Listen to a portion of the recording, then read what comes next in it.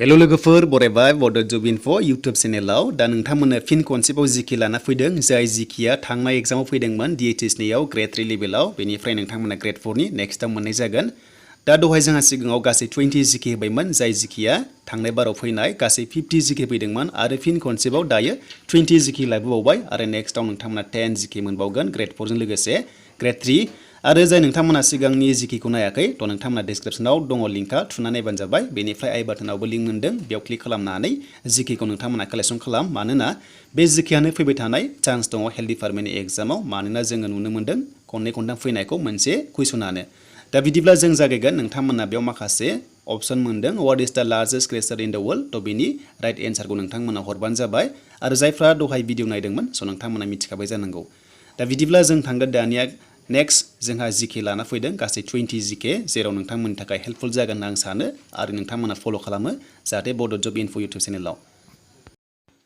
दा बे एग्जामा जादोंमोन 2020 आव लोगोफोर आरो बे एग्जामाव नेगेटिभ मार्किं थाया ब्लेक पेनजों नोंथांमोना लिरनांगोन बाखि जेराव नोंथांमोना बेयाव इउज खालामनो हाया दा फार्स्टआव दङ कुइसना what is the smallest planet in our solar system स' बेवहाय साइन्स लेभेलनि नोंथांमोना नायनांगोन आरो लोगोसे नेशनेल इन्टारनेशनेल जिअग्राफिबो नोंथांमोना नलेज थानांगोन दा बेयाव अपशन दङ गोबां रोखोमनि ABCD आरो बेनि राइट एन्सारा जागोन बि नाम्बारा मार्कारि स' नोंथांमोना ओरैबायदि खालाम बेसेबां नाम्बार मोनदों स' नोंथांमोना प्लास माइनास खालामलांबाय था बेनिफ्राय कमेन्ट सेक्सनाव नोंथांमोना लिरबानो जाबाय जाहाथे नोंथांमोना गावखौनो मक टेस्ट लानो हायो दा सिगांनि मक टेस्ट नायदों नोंथांमोना डिसक्रिप्शनाव भिडिअ दङ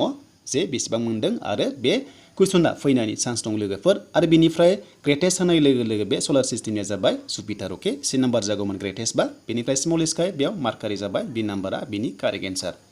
दानिया जोङो थांसो फैदो नेक्स्ट कुइसनाव दा लोगोफोर हानायसेबां शेयार खालाम जाहाथे नोंथांनि लोगोआबो जाहाथे नुनानै नोंथांमोना एग्जामाव एटेम्प्ट खालामनो हायो बेबादि टाइपनि कुइसन फैयोब्ला स' दानिया 2 नाम्बाराव फैबाय व्हाट इज MC महन लाइन थ' नोंथांमोना MC महन लाइन बेबायदि मोनसे मोनो कुइसनाव अपशन दङ ABCD दा फार्स्टआव दङ line between south Asia sea आरो पेसिफिक असियान दङ आरो line dividing Australia and New Zealand दङ आरो C नाम्बाराव दङ boundary line between India and China आरो D नाम्बाराव दङ boundary line between USA and China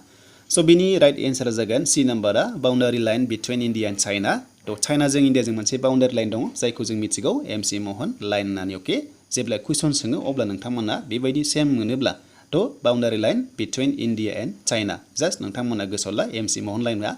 बेनो जाबाय India and China number 3 what is the longest river in the world नायदो जोबोर इजि कुइसन नाथाय बेखौनो खायसे कनफिउज जायो स' नोंथांमोना रोंखागौ जानांगौ बेनि एन्सारा जागोन जेब्लायबो बि नाम्बारा राइट एन्सार नील नीलानो जाबाय सबसे देरसिन रिभार इन द वर्ल्ड एबा बुहुमनि देरसिन दैमा बा लैथो स' बिनिफ्राय दानिया जोंहा सेकेन्ड होनाय लोगो लोगो एमाजन जायोमोन number 4 Indus valley civilisation flourish mostly between स' बेयाव माखासे इंडस वैली सिविलाइजेशन नोंथांमोना नलेज थानांगोन आरो लोगोसे नेशनेल इन्टारनेशनेल नोंथांमोना माखासे जिअग्राफि आरो हिस्टरिबो नोंथांमोना नलेज थानांगोन अपशन दङ गोबां रोखोमनि आरो बिनि राइट एन्सारा जागोन जेब्लायबो बि नाम्बारा 2500 BC निफ्राय 1700 BC थ' बिनि राइट एन्सारा जाबाय बि नाम्बारा अके स' नोंथांमोना मक टेस्ट नायबानो जाबाय जादोंना जायाखै दानिया नाम्बार 5 कुइसन थांसै लोगोफोर दानिया 5 नाम्बाराव फैनाय लोगो लोगो जों मोनबाय एम्पिरर अशोक वाज द मोस्टलि फेमास किं अफ थ' बबेनिमोन बे बबे राजा फेमासमोन बेयाव गोबां रोखोमनि खुंथायगिरिफोर दङ जेरै बर्मान डाइनास्टि दङ गुप्त डाइनास्टि दङ साका डाइनास्टि दङ मौर्य डाइनास्टि दङ आरो बिनि राइट एन्सारा जागोन लोगोफोर D नाम्बार मौर्य डाइनास्टि अके आरो मौर्य डाइनास्टिनि फाउन्डारा सोर बेबो फैदोंमोन बेनो जाबाय चन्द्रगुप्त मौर्य अके स' नोंथांमोना गोसोआव लाबानो जाबाय नाथाय बे 5 नाम्बारनि एन्सारा जाबाय D नाम्बार मौर्य डाइनास्टि दानिया जों थांसै फैदो नेक्स्टआव 6 नाम्बाराव दा 6 नाम्बाराव दङ the second battle of Panipat was fought between during the reign of the नोंथांमोना ओरैबायदि खालाम एसे भिडिअखौ पस्ट खालामनानै जुम खालामनानै नोंथांमोना स्क्रिनशट खालामना ला जाहाथे नोंथांमोना नट खालामना लानो हायो आरो बेनि राइट एन्सारा जाबाय C नाम्बार आकबर आरो बे जादोंमोन दावहाया 1556 आव जादोंमोन आरो फार्स्ट होनाय लोगो लोगो फार्स्टआ जादोंमोन बाबरजों जादोंमोन 1526 आव दा सेकेन्डखौ सोंनाय लोगो लोगो नोंथांमोना आकबरजों होनांगोन 1556 आव जादोंमोन बे दावहाया अके मालाबा फार्स्टखौ सोङो मालाबा सेकेन्डखौ सोङो दानिया नाम्बार 7 फैबाय द मेन अबजेक्टिभ अफ खालियाफात मुभमेन्ट वाज मोनसे खालियाफात मुभमेन्ट जादोंमोन आरो बे अपसन गोबां रोखोमनि दङ नोंथांमोना स्क्रिनशट खालामनानै आरो नोंथांमोना राइट एन्सारखौ चुज खालामना लाबानो जाबाय आरो बिनि राइट एन्सारा जाबाय D नाम्बारा स' नोंथांमोना बिनि राइट एन्सारखौ होनांगोन जेब्ला अपसन मोनो अब्ला बिनि राइट एन्सारा जागोन D नाम्बार अके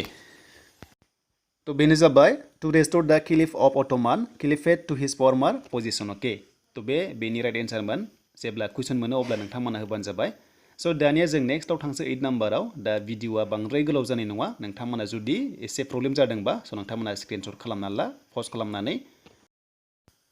स' दानिया 8 नाम्बाराव हु लेड द राजपुट्स इन द बेटल अफ हाल्दिघाट तो बेयाव हाल्दिघाट एबा हाल्दिघाटी स' बिनि अपसनाव दङ ABCD राणा संग दङ बेनिफ्राय हेमु दङ राणा प्रताप दङ आरो राजा मनसिं तो बिनि राइट एन्सारा जाबाय D नाम्बारा राजा मनसिं तो नोंथांमोना जेब्ला कुइसन मोनो एन्सारखौ होबानो जाबाय D नाम्बारा बेनि कारेक्ट एन्सार दा फैबाय नाम्बार 9 आव Which planet of solar system is nearest to the sun? Which planet of solar system nearest to the sun? तो बेयाव दङ एन्सारा ABCD दङ आरो बेनि राइट एन्सारा जागोन जेब्लायबो मार्कारि C नाम्बारा बेनि राइट एन्सार जेब्ला अपसन मोनो अब्ला नोंथांमोना कारेक्ट होदो मार्कारि आरो प्लेनेटनि सबसे देरसिना जाबाय बेनो जाबाय लोगोफोर जुपिटार अके नोंथांमोना सलार सिस्टेमनि सोङोब्ला जाहाथे बेखौ हायो स' दानिया फैबाय 10 नाम्बाराव द रिभार ब्रह्मपुत्र अरिजिनेट्स फ्रम दा स' बेयाव सोंदो बबेनिफ्राय अरिजिनेट जाबोदोंनो ब्रह्मपुत्रआ दा बे अपसना नोंथांमोना एसे नटिस खालाम एसे मिथिखागौ जानांगौ जों गोदो मोनखादोंमोन जेब्लानाखि जों स्कुल फरायदोंमोन बा कलेज फरायदोंमोन माखासे जोङो साबजेक्टआव आरो बेनो जाबाय फैदोंमोन D नाम्बारा बेनि राइट एन्सार टिबेटान कियां बेलिनिफ्राय फैदों बे ब्रह्मपुत्र रिभार अके दानिया फैबाय 11 नाम्बाराव Which is the world's deepest lake? वर्ल्डनि डिपेस्ट लेकआ मा होनो लोगोफोर बे अपसन गोबां रोखोमनि दङ ABCD अपसन दङ नोंथांमोना नुदों आरो बिनि राइट एन्सारा जाबाय बाइकेल लेक आरो बे बाइकेल लेकआ बबेयाव दङ बे जाबाय रासिया अके माब्लाबा सोंगोन कान्ट्रिखौ सोंगोन अब्ला रासिया नोंथांमोना होबानो जाबाय नाम्बार 12 आव फैबाय Which of the following is the highest peak of Karakoram range तो काराक'राम मोनसे रेन्ज दङ अब्ला सोंगोन बेबायदि सोंनाय लोगो लोगो अब्ला नोंथांमोना बेनि राइट एन्सारखौ होनांगोन बेयाव गोबां अपसन दङ साननांगौ माउन्ट एभारेस्ट नाथाय बे नङा बेनि राइट एन्सारा जाबाय B नाम्बार K2 अके तो बेनि राइट एन्सारा जाबाय B नाम्बारा स' नोंथांमोना बेखौहाय एटेम्प्ट खालामबानो जाबाय जेब्ला अपसनाव फैयो दानिया 13 number What is the name of currency used in Argentina? तो आर्जेन्टिनानि कारेन्सिखौ जों मा होनना मिथिनाय जायो दा अपसन दङ लिरा पेस' पाट रेल तो बिनि अपसननि कारेक्ट एन्सारा जाबाय B नाम्बारा पेस' अके पेस' होनना मिथिनाय जायो number 14 Which river also known as Yellow River okay yellow' river बबेखौ जोङो मिथिनाय जायो आरो बे अपसन दङ आरो बेनि राइट एन्सारा जागोन A नाम्बारा हुआंहे अके हुआंहे जायखिजाया नोंथांमोना बे अपसनखौ मोनोबा होबानो जाबाय येल्ल' रिभार अके दानिया 15 number Where is the famous park Hyde Park located?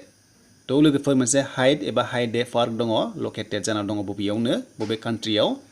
दा बे अपसन गोबां रोखोमनि दङ आरो बेनि कारेक्ट एन्सारा जाबाय D नाम्बार लण्डन स' बियो लण्डनाव दङ अके बियो लण्डनाव दङ दानि लोगोफोर जों फैबाय 16 नाम्बाराव Panama canal links which of the following two water bodies तो पानामा केनेल मोनसे दङ लिंक्स जानाय मोननै वाटार बडिसजों आरो बे अपसनाव गोबां रोखोमनि दङ आरो बेनि नोंथांमोना एन्सारखौ बबेखौ सानदों स' नोंथांमोना मक टेस्ट नाय गाव गावखौनो आरो बेनि राइट एन्सारा जाबाय आटलान्टिक असियान आरो लोगोसे पेसिफिक असियान B नाम्बारा बिनि कारेक्ट एन्सार अके तो बे जाबाय B नाम्बारा बिनि correct answer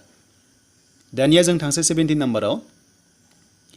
Who discovered the law of planetary motion in 1609 तो 1609 आव मोनसे planetary motion law मोनसे डिस्कभार जादोंमोन आरो बेखौ सोर खालामदोंमोन बेनि राइट एन्सारा जाबाय केप्लार C नाम्बार तो बिनि अपसन C आ बिनि कारेक्ट एन्सार अके जेब्ला कुइसन मोनो अब्ला नोंथांमोना जाहाथे होयो एटेम्प्ट खालामनानै दानिया फैबाय 18 नाम्बाराव जोबोर इजि आरो खायसेनि थाखाय हार्ड जायो दा टार्म अफ लक सभा लक सभानि टार्म्सआ बेसेबांनो नोंथांमोना जाहाथे बेखौ नायो आरो बे अपसना गोबां रोखोमनि दङ the term of Lok Sabha is 5 years अके 5 इयार्सनि थाखाय टार्म्स दङ नोंथांमोना जाहाथे बेखौ मिथिखागौ जानांगौ जायफ्रा भट होनो मोनबाय दानिया 19 आव फैबाय स' 19 आव स' दानिया 19 आव सोंदों when did the United Nations officially came into existence तो बेयाव सोंदों लोगोफोर माब्ला बेखौ अफिसियेलि खालामदोंमोन बा फर्सआव फैदोंमोननो अपसना एसे सेम दङ नाथाय इयारखौ नोंथांमोना डेटखौ गोसोआव लानांगोन आरो बेनि राइट एन्सारा जाबाय लोगोफोर बेनो जाबाय 24 अक्ट'बर 1945 आव बेखौहाय फर्म खालामदोंमोन लोगोफोर बेनो जाबाय UN आव दानिया 20 नाम्बाराव which Indian king was also known as Napoleon of India बै मोनसे टाइपआ मिक्सड जाबाय also जानांगौमोन आरो बे अपसना गोबां दङ हर्षवर्धन दङ कनिष्का दङ विक्रमदित्य दङ बेनिफ्राय दानिया समुद्रगुप्त दङ स' बिनि राइट एन्सारा जागोन जेब्लायबो डी नाम्बारा समुद्रगुप्त थ' समुद्रगुप्तआ गुप्त थ' बे जाबाय मोनसे नेपलियन अफ इन्डिया होनना मिथिनाय जायो दानिया 21 मोस्ट इम्पर्टेन्ट कुइसन फर बिटिआर गभर्नमेन्ट जब थ' नोंथांमोना जेब्ला एग्जाम होगोन अब्ला बेखौ नलेज थानांगोन बर' साहित्य सभाया माब्ला जोनोम जादोंमोन आरो प्रेजेन्ट नोंथांमोननि आफादगिरि एबा नेहाथारिया सोर बेखौ नोंथांमोना कमेन्ट्सनि गेजेरजों खिथाहरदो आरो बे कुइसनाव 20आव बेसेबां मोनखो नाम्बार नोंथांमोना कमेन्ट सेक्सनाव लिरबानो जाबाय आरो बे जिके गासैबो थांनाय बार प्रिभियास एग्जामाव फैनाय DHS ग्रेड 3 लेभेल एग्जाम थ' बेनोमोन लोगोफोर हेल्थ डिपार्टमेन्ट